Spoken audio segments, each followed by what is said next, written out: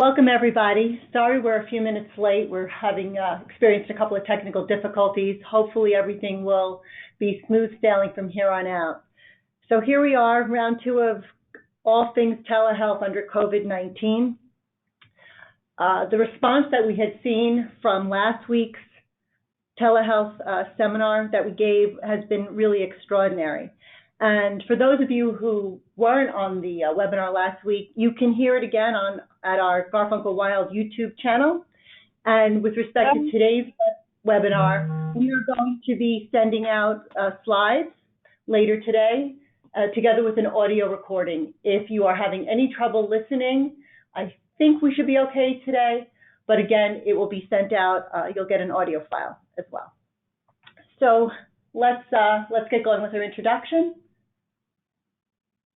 Next slide. Miguel, next slide. Thank you. Okay. As you know, we're all doing this from remote locations, so forgive us if we have any glitches along the way. So in response to last week's webinar, we have received hundreds of questions, many of which we have sent out dedicated responses to. And some of you may be frustrated by the fact that we haven't gotten back to you specifically, but because of the volume we've experienced, we have had to prioritize our resources to address the questions that we received from our clients. If you'd like to become a Garfunkel Wild client, we'd love to assist you. We are setting up half-hour time slots to address specific questions. You can email me or Stacy. Our contact information is at the end of the slide deck with time slots that work for you, and we'd be happy to assist you. Okay, Deb, hold on one second. We're getting a lot of messages that people cannot hear us. If you can hear us, can you shoot us an email? A question in the questions? Okay, stop, no more. I got it. Most people can hear us. Great, thank you. Okay. Moving on. Okay. Yeah, you don't have to tell them anymore. We got it. Okay.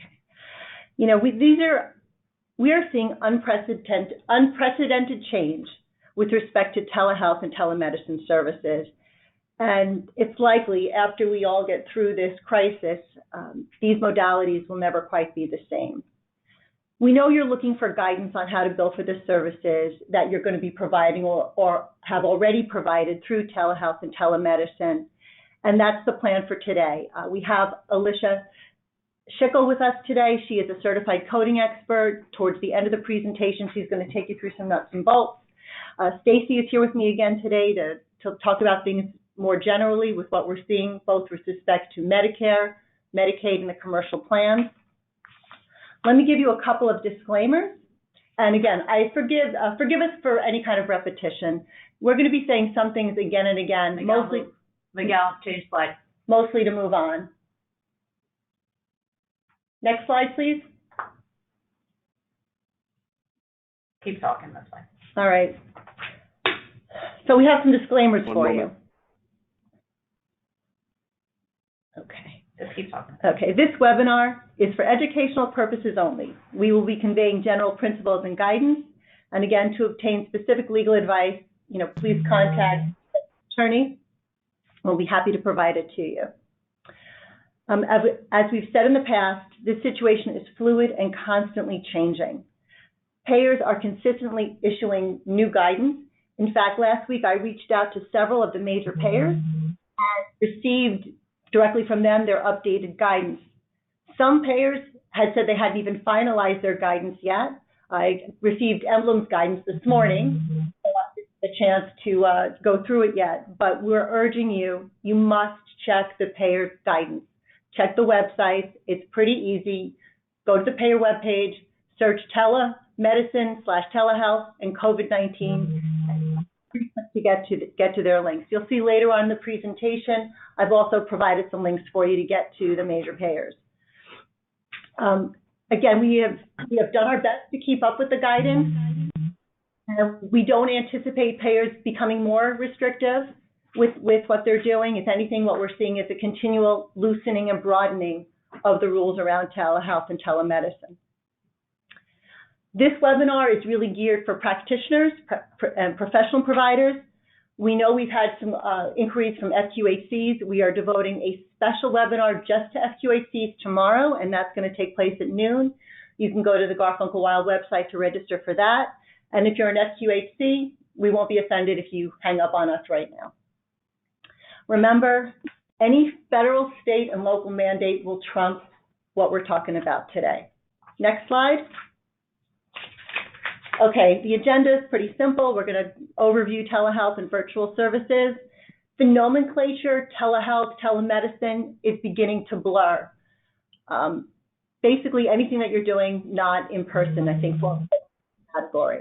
We'll then go over some billing and coding for Medicare, state-specific, New York, New Jersey, Connecticut. We'll give you some overview about commercial payers.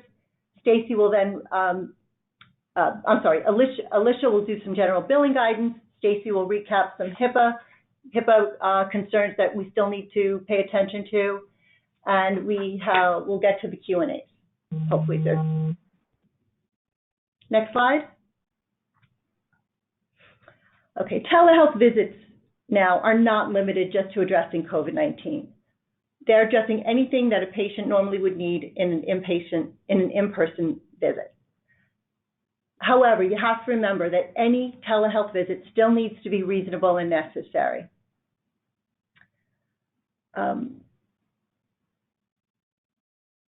We are expecting some of these temporary changes to become permanent, but if there's abuse, all bets probably are off. It is expected that all providers will use these services appropriately and bill for them appropriately. Again, requirements are going to vary by payer and by state. We have seen New York jump out in front as really loosening the rules first, then New Jersey jumped on board, Connecticut then came on with their changes, and then New Jersey came back again, even broadening it more so, to the fact that now in New Jersey, they're allowing out-of-network providers to render telehealth services, which we had not expected to see as of last. On consent? Yes. So this is Stacey. I just was jumping in on this one. There is still consent requirements, but it can be obtained verbally, the consent. You just need to document the consent discussion in the patient record.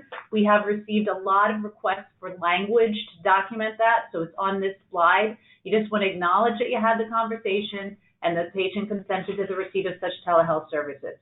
The one caveat to this is that if you intend to record the telehealth session, you actually keep it, the recording. You have a specific consent to record, and you need to document such specific consent in the record.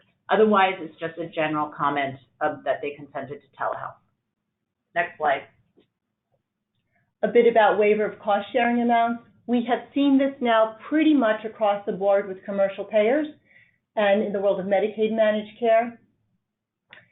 And we've gotten a lot of questions about this. The expectation is the plan should be paying, if they have issued a waiver of patient cost share, deductible, co-payment, co-insurance amounts, the health plan should be paying you the full allowed amount. What you're going to do is you're going to check the EOB that you receive from the patient to see if that actually occurred. The EOB should be telling you patient cost share, 0. The one caveat here again is I'm not sure at this point in time that if the payers' systems have caught up to their guidance. So I have received questions stating, gee, we billed telehealth services and A, they're not being denied or they're not being paid correctly. Give the payers a chance to catch up. At this point in time, I would probably hold on to claims for another week or even 2, and let's see if they can get their systems working. At the end of the day, I think we'll get this worked out, but expect some glitches along the way. Medicare, on the other hand, has not issued a waiver, and this is important. What they've said is it's up to the individual provider to collect patient cost share amounts. So it's up to you. You want to collect the copay from the Medicare member? Again, that's on you. You don't have to. What Medicare said is we won't enforce your obligation to collect the cost share amount. Next slide. Moving on to Medicare, just a little refresher of what we talked about last week. There are 3 types of virtual services that Medicare recognizes: telehealth, which is that real-time audio-visual communication; that virtual check-in, which is a telephone call primarily; and an e-visit. Now you see what we wrote in bold. On a conference call this week, CMS announced that it may well expand the scope of what's covered under telehealth and relax the requirements. So we have not seen any updates as of today, but they could come out while we're talking or over the weekend or next week. So again, we're trying to keep up with what's changing, but look for a further expansion under Medicare. Next slide. Medicare eligible providers have not changed. So it's physicians and it's nurse practitioners, PAs, certified nurse midwives, and other practitioners like nurse anesthetists, clinical social workers, clinical psychologists. If you are a participating provider in the Medicare program, you are eligible to do these types of telehealth visits. Next slide. And these are the visits that we're talking about. This is a really nice, you might want to pull this slide out from your slide and give it to your biller. These are the services that Medicare recognizes, and it explains how they get billed. You have the telehealth visit, that real-time audio-visual communication, the virtual check-in, which is only for established patients. The codes are up there that you could use.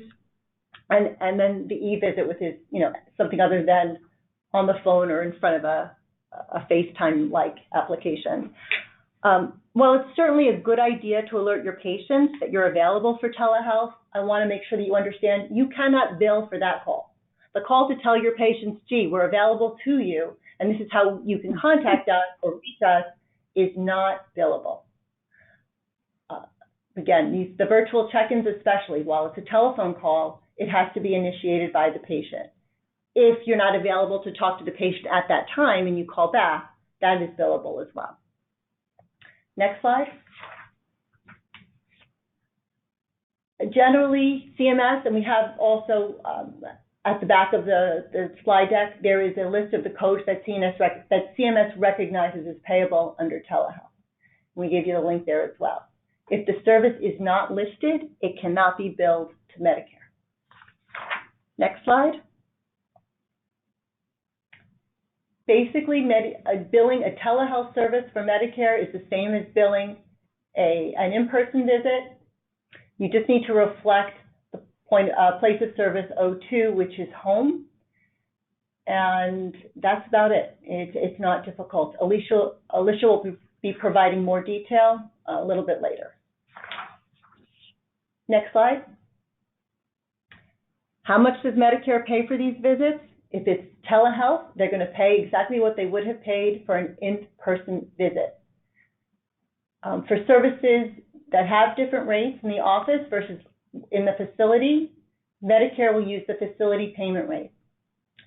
These are the codes. It's the virtual check uses a G2012 code, and the fee that we're giving right there is the fee-for-service $17.30. Remember, if CMS expands this definition, more things could be included as reimbursable.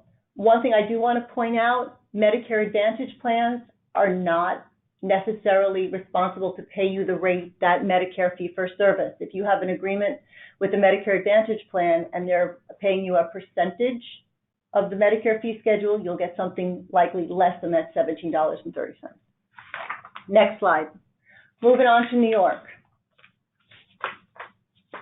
Again, Medicaid managed care, because New York is primarily all Medicaid managed care at this point, Medicaid managed care plans will reimburse providers for real-time audiovisual encounters just like they would in-person visits. And effective March 13th, Medicaid said we're also going to pay for telephone calls based on time, and we list the codes and the times that are billable for you. Again, we've listed the fee-for-service fee, not necessarily what you can expect to receive from your Medicaid managed care plan. If they're paying you less than 100% of Medicaid, that fee too will be reduced. Next slide. Now, new guidance came out on the 23rd, and it was retro to March 1st for New York State Medicaid and Medicaid managed care. Now they're saying that all Medicaid provider types are able to provide telehealth services if it's within the scope of practice. Telehealth services will be reimbursed at 100% of Medicaid of the payment rates for existing off-site visit payments for clinics.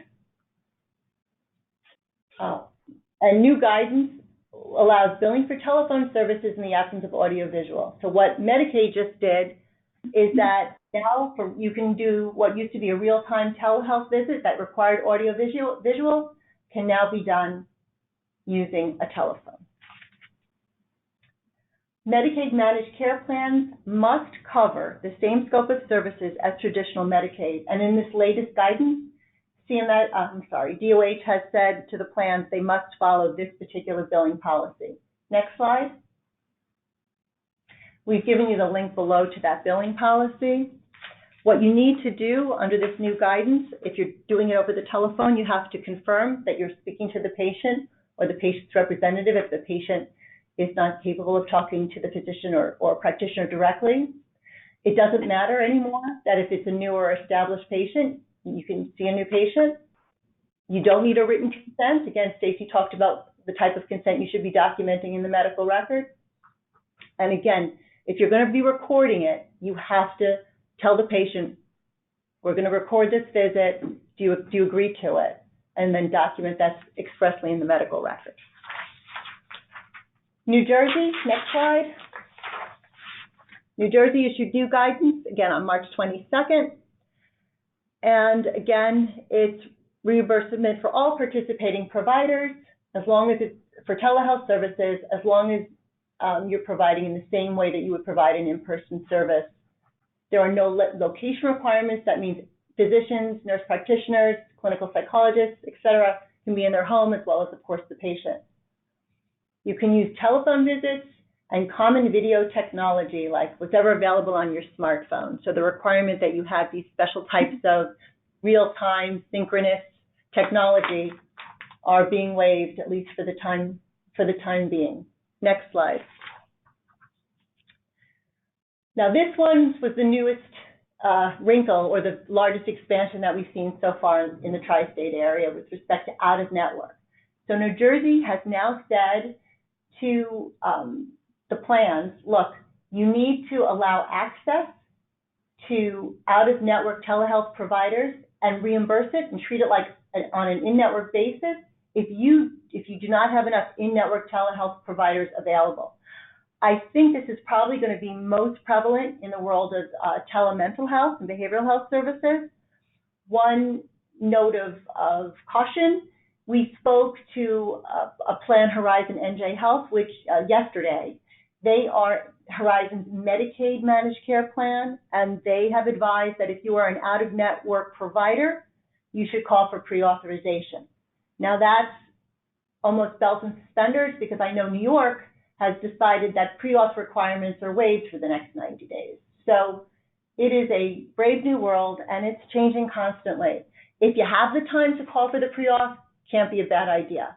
Find out who you spoke to, get a name, so you can get a last name if possible, or an employee ID number, and document it in the medical record.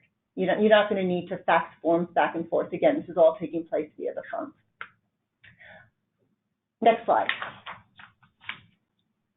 Again, New Jersey stated that it's going to be rate parity with in-person services.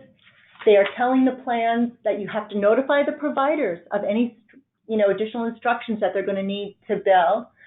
I think I mentioned earlier that the plans are really trying to keep up with the guidance. The state has said we need flexibility. We need to make sure that everyone who needs to be seen is getting seen as quickly as possible. And this is not even about just COVID-19, right? They want to treat whoever they possibly can treat in their home and let the hospitals handle the sickest among us. Okay. And again, the prior auth requirements here, are saying that they should be eliminated. Yet we had the call yesterday with Horizon NJ Health saying, no, you need to call us. So again, check. Here's the message again. Keep checking with the payers. Next slide. New Jersey also, as of March 19th, is allowing out-of-state practitioners to provide telehealth services to New Jersey residents.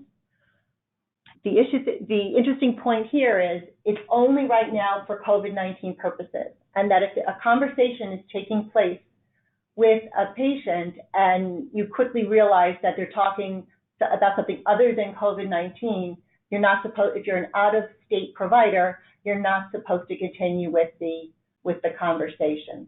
Unless it's an established patient. Yes, I'm sorry. Right. I have it right on the slide, unless it's an established patient. Yeah. And again, what we're also seeing now, and we're seeing this, we saw this in Connecticut, I'll get to it in a minute. You're now seeing that you must charge amounts reasonable and consistent with ordinary fees typically charged. They are trying these consumer protection type provisions that we see on the surprise bill laws are making their way into the telehealth emergency guidance that we're seeing. On to Connecticut.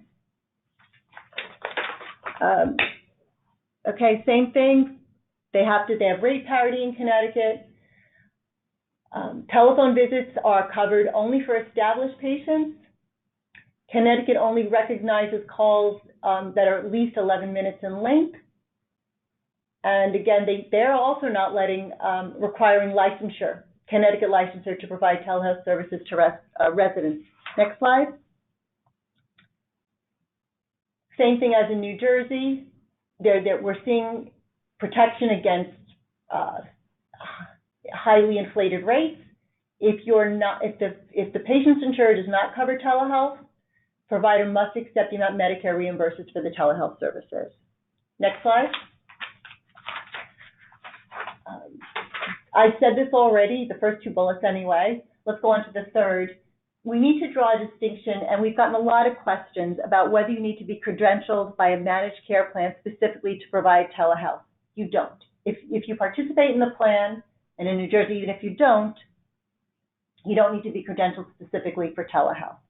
Credentialing only comes into play if the plan wants to contract with you to become a provider for all of its members, like a Teledoc or an MD Live. Next slide.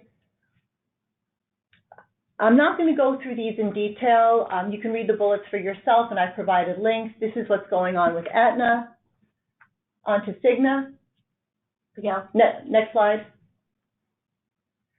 The interesting thing about Cigna, and I just want to point out the first bullet, they're expressly telling you to use the 99241 for a real-time virtual visit, and you're supposed to bill it with a place of service 11. That is different than everyone else whose basically same place of service is 02. Moving on to the next slide. I'm going to talk a little bit about Empire Blue Cross Blue Shield. Their guidance, I thought, was probably the most, a little bit confusing.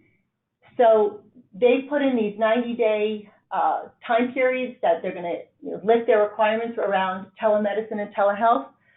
Empire distinguishes between telemedicine, which is that real-time synchronous audio-visual system, and what they're calling telehealth, which is phone and FaceTime and other types of things. So they have not quite the same time period for the two, but it's virtually the same rules. The thing about Empire Blue Cross Blue Shield, it's applying to all their fully insured Medicare Advantage, Medicaid managed care plans, and fully insured products. Their self-insured clients can opt out. Next slide. This is the distinction between the telehealth and telemedicine. Next slide. Empire Blue Cross Blue Shield is the only plan that I saw to date that will not cover telehealth or telemedicine for PT, OT, speech, and chiropractic services. They're taking the position that these services require face-to-face interaction and therefore not appropriate for telemedicine. This could change. Again, watch Empire's website on this because there's getting a lot of pushback. Other commercial plans are, in fact, paying for these other modalities. Next slide. And this is giving a little bit on how they're telling you how to bill. Next slide.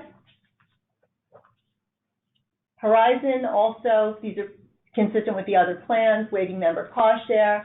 They're basically accepting all CPT codes associated with office visits along with the appropriate modifier. Next slide. Same with United. We have a couple of slides on United. I'm speeding up, guys, so we can get to your questions at the end. Next, again, they're telling how to bill. And next slide.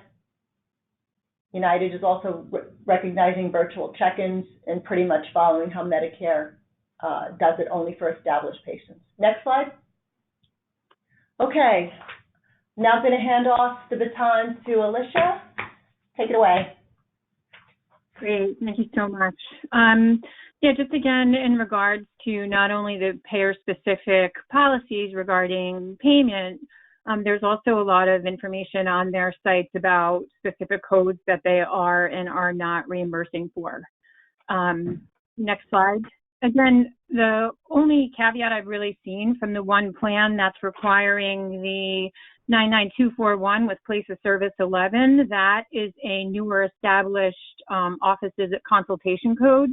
The key components for that are a problem-focused history, problem-focused exam, and then a straightforward level medical decision-making. Again, just looking at guidance, Medicare put out those 3 separate types of codes. We have the telehealth codes, the virtual check-ins, and the e-visit codes. So we want to quickly take you through what some of these codes represent, what they look like, what they mean. There's been a lot of confusion around some of the different codes and how they're used. So these codes specifically, the 99441 through the 99443, are for the telephone visit codes. I know Deb showed you a slide with, approximate fee-for-service reimbursement for New York State Medicaid. These codes have specific criteria. Again, they have to be initiated by the patient, and Deb, spelled that out for you. It's okay if you let the patient know they're available and you call them back. They are paid for. Specific, so a few things specific. So one, you want to document consent, and I think documentation is going to be really critical here moving forward. You should be documenting in the patient's record as if you're seeing the patient in the office. So these codes have specific requirements. They're saying you should not have had a related medical visit within the previous 7 days, and this check-in or telephone call should not result in an office visit within the next 24 hours. Next slide. I don't think probably that's not really applicable under these situations, because I don't think you're going to be having people come to the office unless, maybe they're sick and that's a requirement. Again, just documenting key components of what are you doing, what are you talking about, making sure you're documenting well the patient's history, capturing the review system. Of course, you're not going to be getting any exam information other than maybe if you have the capability to document some constitutional, maybe fever or those types of things. And then making sure you're documenting your assessment and your plan appropriately. These are time-based codes. So as we move forward, we'll see individually what the time is for each of those codes, but time-based codes, you must absolutely document the time in the record that you're spending with the patient. Next slide.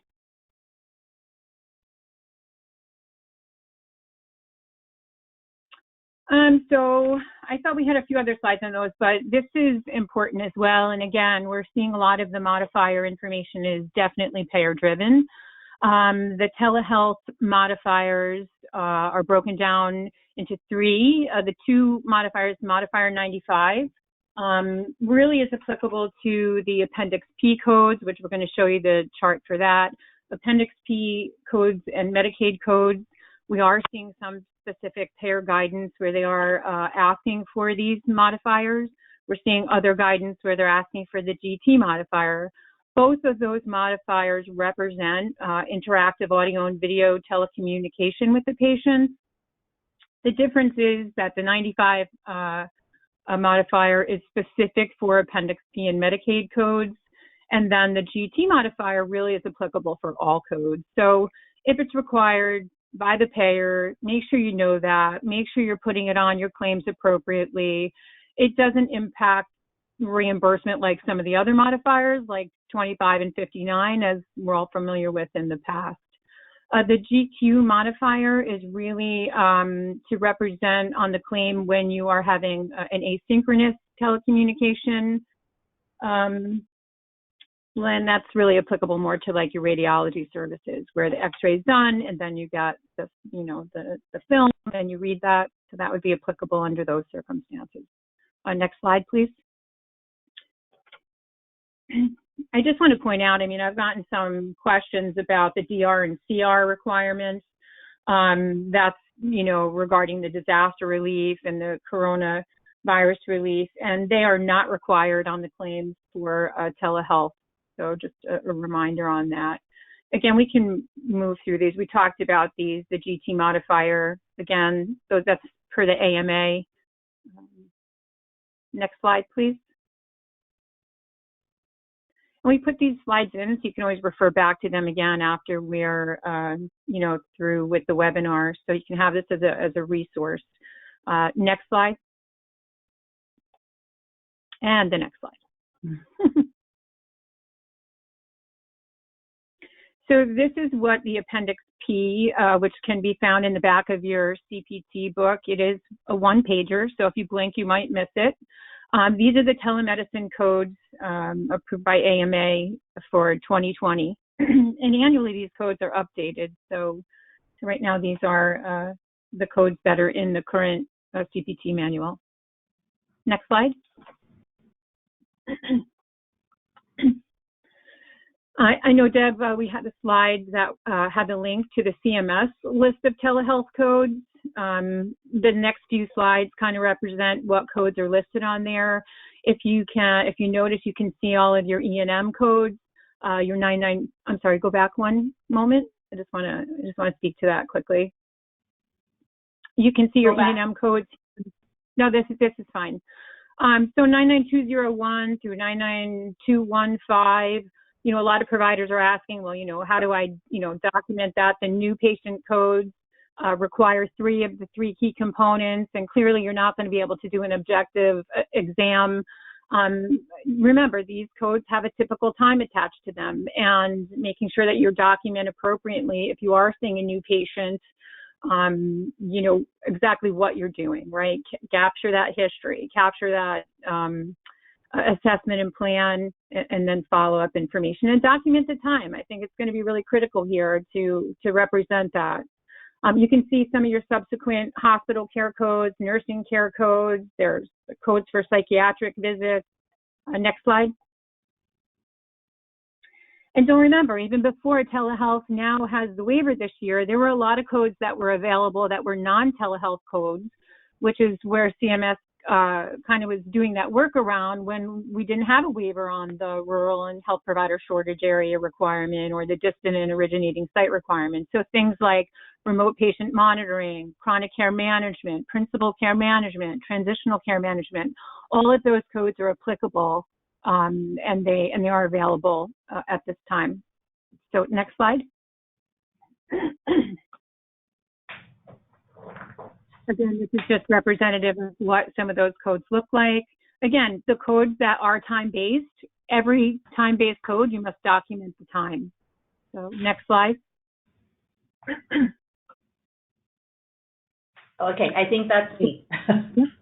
Yep, there you go. All right. So I know that we've talked about this before, and I just want to remind you for the time being, the Office of Civil Rights, the HIPAA police, has said that they will not enforce against providers, regardless of the platform they use for the telehealth interaction, as long as the platform is not public-facing. Next slide.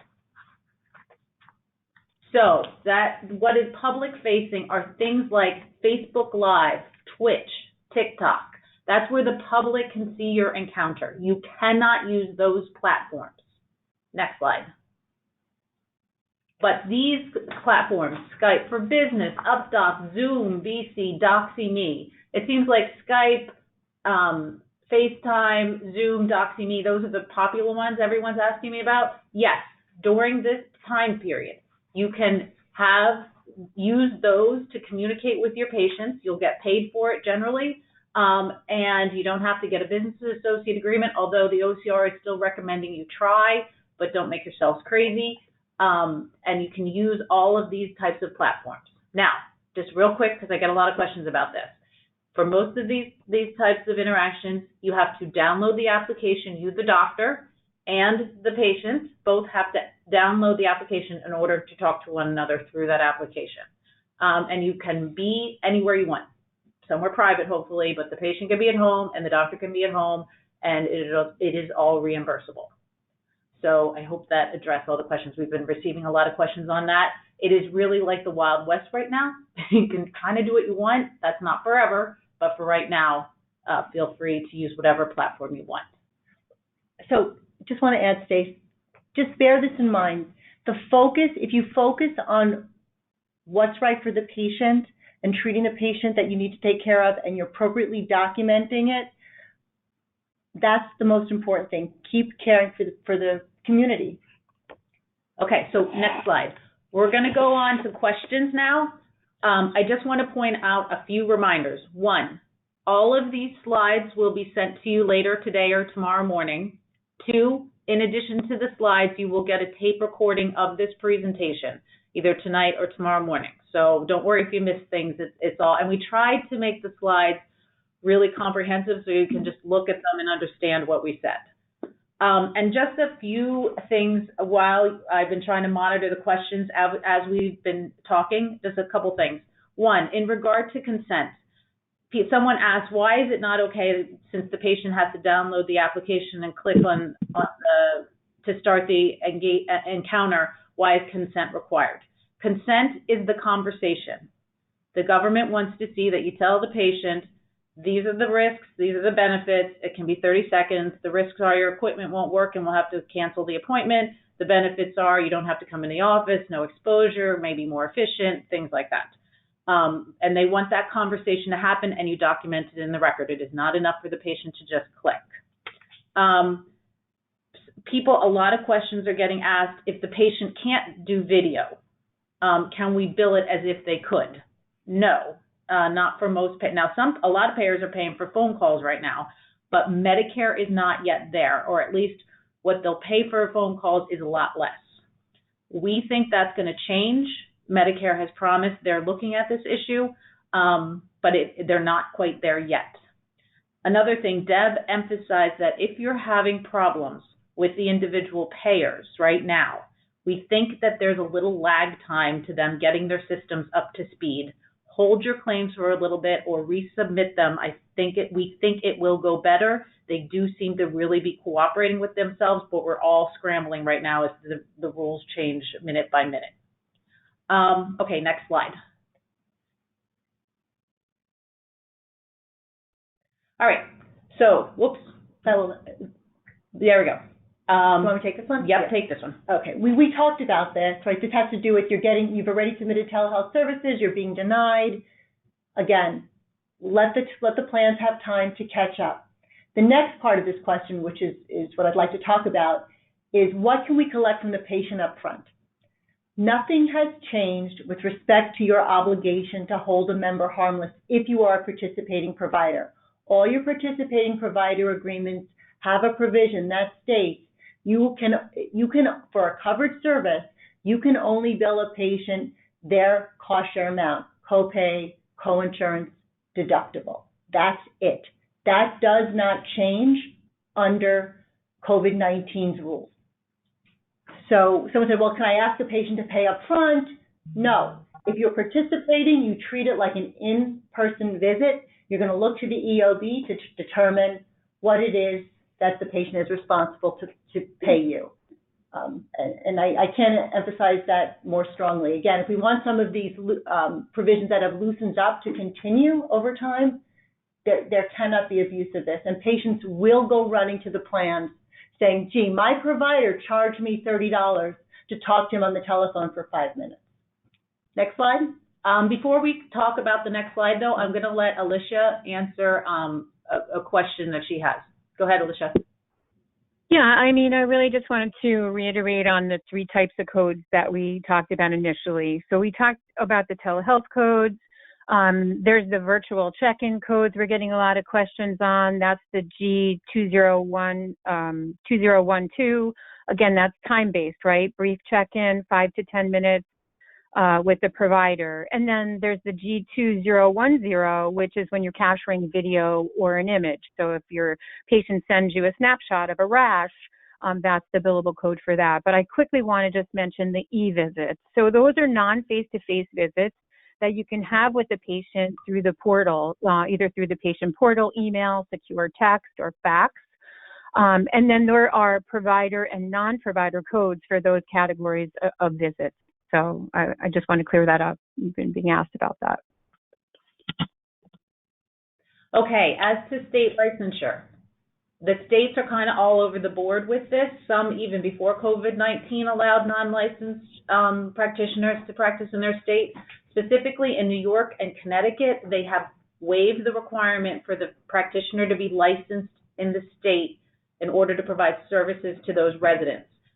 New Jersey has taken a slightly different approach, and if you want to provide medicine in or licensed services in New Jersey and you are not licensed in New Jersey, you have to go through an expedited approval process. Medicare has waived the requirement that in order to bill Medicare, you have to be billed in the state where the person is, but that does not waive the state requirements. So just as a general comment, you must comply with the state requirements even though Medicare has waived its billing requirement. Next slide. Residents and fellows. This is another one I'm getting a lot of questions about. We think that it is going to change. We've been hearing rumors from CMS that they're going to loosen this up. But right now, except under the primary care exception, residents and fellows cannot provide telehealth services. But we really think this is going to change, so keep your eyes out for this. Next slide. So the question comes up, are you required to keep recorded videos? No. And a lot of malpractice carriers suggest that you do not. We have heard that from many of our malpractice carrier friends. If you decide that you do want to maintain a recorded video session, then one, you have to get patient consent, as I mentioned previously, and two, you really need to know where that recording is being stored, because when this is all over, the security requirements will come back into effect, and you will have to protect that information. Next. Does the 90-day global period still apply for telehealth visits? Alicia, did you want to talk about this one? Yeah, I mean, yes. You know, and if the patient presents with an issue that's not related to the 90-day global visit, it's my understanding then those services are available. If they have a complaint, fever, issues with their incision site, but otherwise, it's my understanding that, you know, the 90-day global period applies for routine follow-up. Next. What is the likelihood that these waivers go away after COVID-19 is done?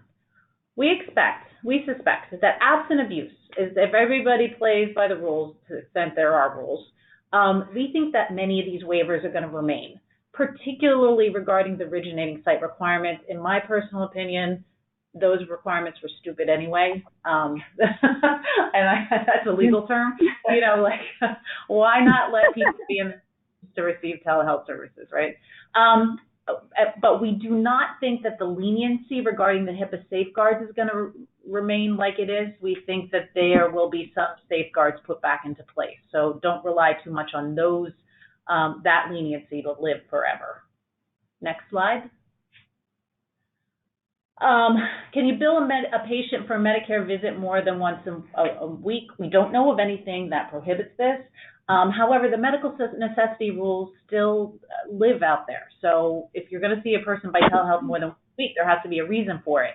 For example, if the person is PUI, you know, he's under investigation for COVID-19, a virtual check-in might be most appropriate to be used, you know, to see them over and over again in the same week. Next slide. And I just wanted to say, I have seen some guidance from some local State Department of Health where they are requiring multiple daily check-ins for PUIs. So if you remember, you know, right on, I think slide 1 or 2, we're saying federal, state, and local mandates will trump everything. Yeah. And if you are following a patient who is under investigation for COVID-19, you just make sure you're documenting it and say, repeated calls necessary in order to, monitor the patient. Can't help. I'm sorry, can't hurt. So do the incident 2 rules apply? Meaning, can you have a nurse practitioner do the telehealth visit and bill under the physician fee schedule? There have not been any specific waivers regarding the incident 2 rules. The current incident 2 rules require the physician and the nurse practitioner to be in the same office suite in order to bill that way, and we don't think that that's likely to happen in this environment. I think we're all trying to avoid that. So we are cautioning about trying to be played too loose and fast with the incident 2 rules until there is more guidance on this issue. Next slide. Okay, we have some more questions that came in today. I'm going to go through a couple of them and talk about more reimbursement issues. Deb, you might need to face that though. Can you guys, I'm assuming everyone can hear me. I'm still, I'm walking between the screen that has the questions posed. What happens when you are a non-par provider? Current arrangement says we get paid at time of service. If you are a non-participating provider, it doesn't change. You are not under the obligations of your contract with the managed care plan. If you always get payment from the patient, you can collect that payment and you give the patient their bill and they can submit it to their insurance company. There's a question about what place of service to use for temporary EDs. Medicare said on its phone call earlier this week that they are coming out with new guidance regarding EDs and temporary EDs, so I would just hold on that right now. I think there's more guidance coming out about that. There's a question of which plans pay phone visits as the same as video visits. It's a great question because I was thinking about this morning. If the plan is going to treat telephone the same as telehealth, then under the state's parity laws, they should be reimbursing it at the same amount. If they are not required to pay telephone visits the same as telehealth visits, I doubt you're going to see them, just agree to pay the greater amount.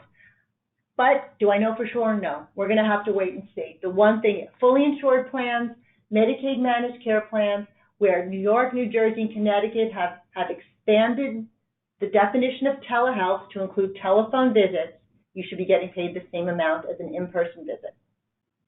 Here's one for you, Alicia. What modifier do we use with EM code for Medicare? So currently Medicare, I haven't seen them requiring a modifier. So my answer right now is you don't need one. But again, as things are changing, I would, check back on that. There's another question dealing with place of service. Alicia, you can tell me if I'm right or wrong here. It says, if the billing provider is calling from home, you think we should use a place of service 02, correct? Yes, all telehealth services, place of service 02. Okay, the one caveat is that one issue with Cigna that has that one code that they want you to bill with place of service 11. But again, I don't realize that they expect the doctor to be doing it from his office versus his home office. I'm going to reach back out to Cigna if I get some clarification on that one. Yeah. Someone commented that I didn't list FaceTime on the slides as to what is permissible. You can use FaceTime. I would get a little nervous about FaceTime because they will never sign a business associate agreement, although who knows what Apple will do after this. But for the time being, you can use FaceTime, and some people tell me that the patients like it because they know how to use it already. A lot of this stuff is really being a little daunting for the older patients I know, which is why I think CMS is looking to ease the telephone rules. So just to confirm, FaceTime is appropriate for the time being for your video face-to-face interactions. There's a question being asked about will New York Medicaid pay for Article 28 APG and a physician fee-for-service on telephonic or just one? It's a great question. I don't know the answer. We are going to have to research that one for you. I think we covered them all, right? I believe so. Any other questions anybody wants to hurriedly type in?